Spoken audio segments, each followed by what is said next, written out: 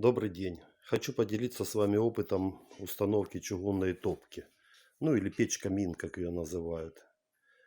Вот приобрел себе печь фирмы Кавмет. Это польская фирма. Есть еще Кратки, выпускают подобные печи.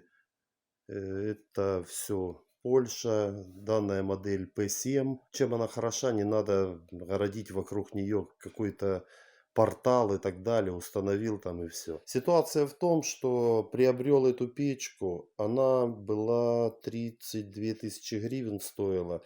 Ну, на тот момент это было 800 евро. Труба вышла столько же, сколько стоит печка. Из чего состоит труба? Сейчас скажу. Выход здесь 150. Вот. Сначала ставится, труба идет металлическая 2 миллиметра.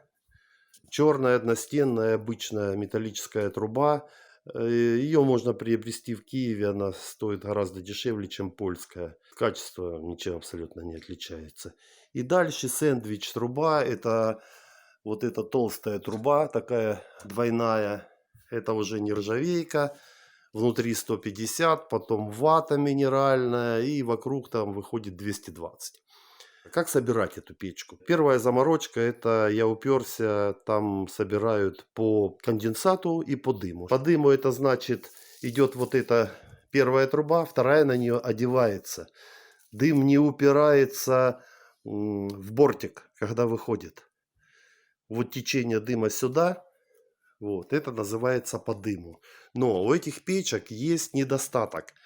Это собирается конденсат на стенках. Сбор по конденсату это наоборот.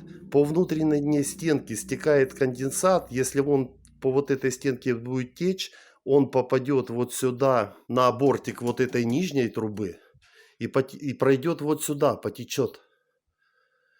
И потечет вот здесь на стыке. Это, ну, здесь бортик вот такой, да, сверху оделась труба. Если потечет конденсат, он вытечет вот сюда, и здесь будет ржа, потом это будет вонять, и этот криозот, он, ну, практически его невозможно удалить.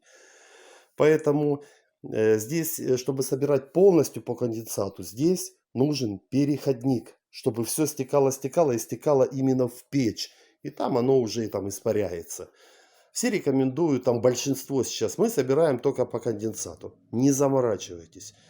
Собирайте по дыму. Всегда собиралось все по дыму, никто этим конденсатом не волновался, не переживал за него, ну потому что дальше шла груба, а в грубе этот конденсат не образуется. Если вы будете собирать прямую трубу и проходить через потолок, то это будет конденсат течь вниз. Вам нужно будет все собрать по конденсату. Для того, чтобы собирать первую часть по дыму, а остальную по конденсату. По дыму проще. Здесь дым не будет выходить 100%. У вас не будет ну, никаких там просечек дыма. Вот. Вам надо ставить обязательно прямой угол. И тогда на улицу вы выводите дальше сэндвич. По сэндвич течет конденсат, но сюда он уже по горизонтали не пойдет. Он будет внизу, там есть внизу на тройнике есть капельник, вот такие вот тройники, вот, и будет стекать вот сюда, и внизу стоит обычный капельник, заглушка, вот, и эта заглушка, она будет собирать воду. И оно будет просто капать. Сюда оно уже не пойдет. В доме конденсат собираться не будет. Второй нюанс. Обязательно надо ставить шибер. Шибер это заслонка, которая перекрывает выход дыма, потому что эти заслонки, которые стоят тут внизу, перекрывают, вот, они на самом деле не справляются. Если хорошая тяга, то они не справятся, это 100%, вот, и потом приходится приглушать его вверху, вот, поэтому шибер как бы обязательно. Поставил трубы колено, переходник, вот это идет, называется конус, переходит с этой трубы на сэндвич, на двухстенную трубу. Берите трубу 0,8, у вас не будет проблем. Она не прогниет, и вы не переплатите лишние деньги. Миллиметр это уже не нужно. И берите нержавейку. Вот. Можете брать, конечно, оцинковку, но поверьте, 3 года, максимум 5 лет, и вашей оцинковке будет хана. Проход. Вот здесь у меня забрано было гипсокартоном, дом сам деревянный.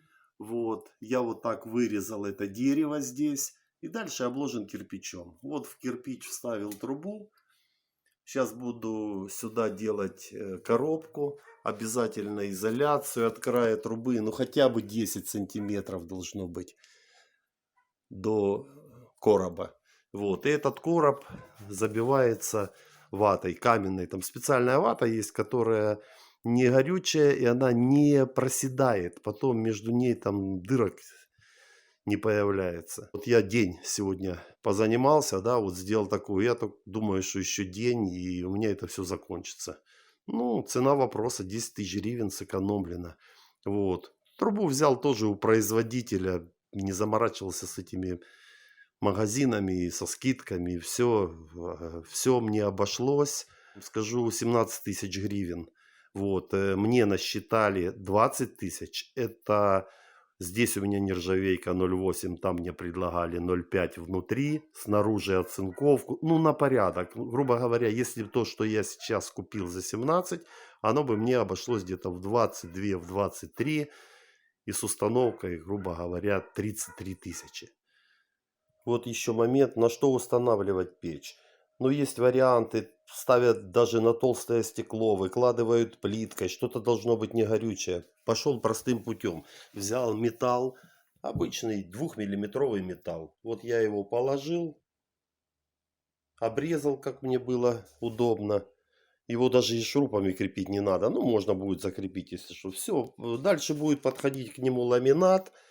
Вот, и здесь ставится уголок, ламинат будет чуть-чуть выше, будет ставиться уголок, чтобы, ну, на всякий случай ничего на ламинат не полетело. Покрасил молотковой краской, все великолепно, ничего никогда не загорится. Печка стоит железная, не надо под нее ни фундамент, ничего она не просядет. Ну, теперь буду заниматься коробом, дальше увидим. Ну вот, сделан каркас из профиля для гипсокартона.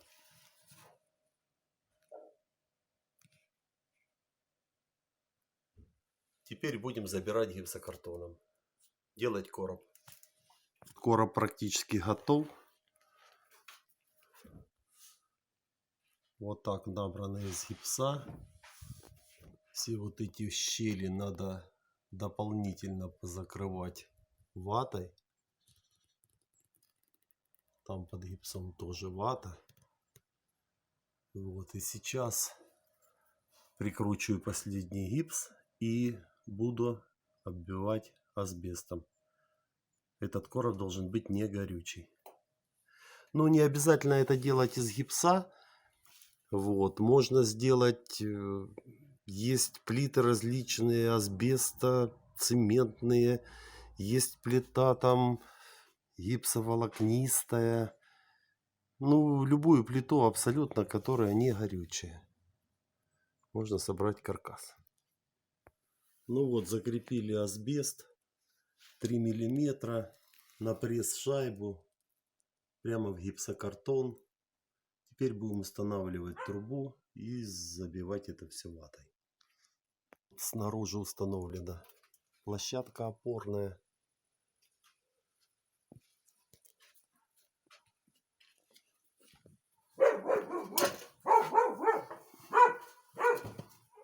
Закреплена на дюбеля. Вот. Здесь такой переходничок. Ну вот сама площадка, да, она стоит на этих треугольниках. И сюда вставлен тройник в эту площадку. Вот она закреплена на саморезах. Все горизонтально. Ну теперь будем собирать трубу. Чтобы вот эта дырка, выбитый кирпич, выглядел эстетично, существует такая штука, окапник. Вот он разрезной, одевается вот так. Здесь ставится болтик и стягивается, и все. И будет все эстетично закрыто, красиво.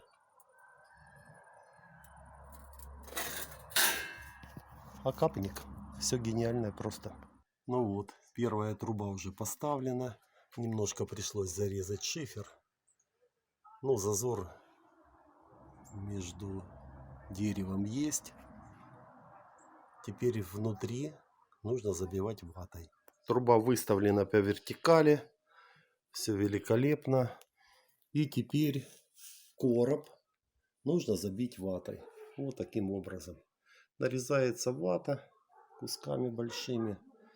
И так немножко уплотняется без фанатизма. Поскольку мой организм не очень любит высоту, пришлось загородить леса. Так как я это все делал один, с лестницы было бы не очень удобно. Чтобы поднять последние две трубы, пришлось сделать вот такой краник. Обычный блочок наверху для белья. Пропустил веревку. Две трубы соединил между собой заклепками.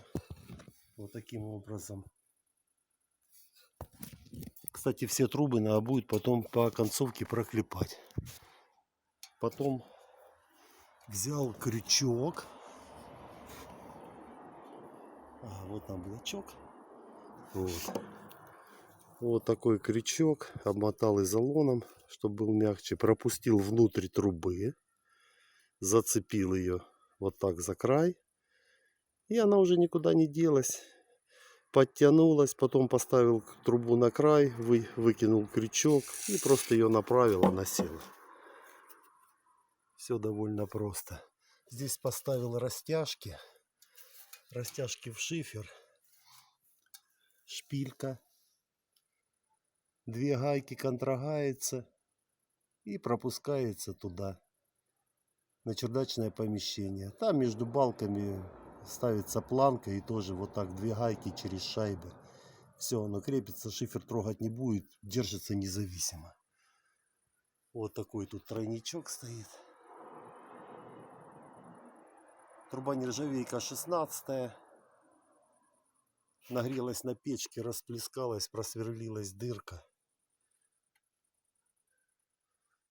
И все. Ну, практически труба закончена. Можно собирать печку и топить. Обязательно нужно проклепать 3 заклепки. На одинаковом расстоянии по треугольничку. На чердачном помещении распорка крепится вот так. Вышла шпилька. Под таким же углом просверлилась дырка в доске. И доска закрепилась между балками. Итак, подведем итог. Чугунная топка. Одностенная труба 2 мм. Метр. Колено 45 градусов. Колено 45 градусов. Между ними шибер. Конус. Сэндвич труба. Окапник. Сэндвич труба метровая выходит на улицу. Сэндвич труба вышла на улицу. Окапник из нержавейки. Опорная площадка. Снизу капельник для слива конденсата. Он идет в комплекте с тройником. Тройник. Ну, правильно четверник сказать, но он называется тройник. Здесь есть отверстие. Можно чистить трубу. Ревизия так называемая. И на тройник пошло 4 метровых трубы. И на самом конце обычный конус. Распорки нержавеющая труба. Распорки надо ставить на последней трубе. Ну, если учитывать, что они метровые, как правило, так. Или на предпоследней в самом верху. Ну, для того, чтобы не было парусности, чтобы ее не раскачивало. Мы закрепили под фронтоном шпильку. Потом, чтобы не загорелся фронтон, металлический лист. Снизу вата отделяет дерево от трубы.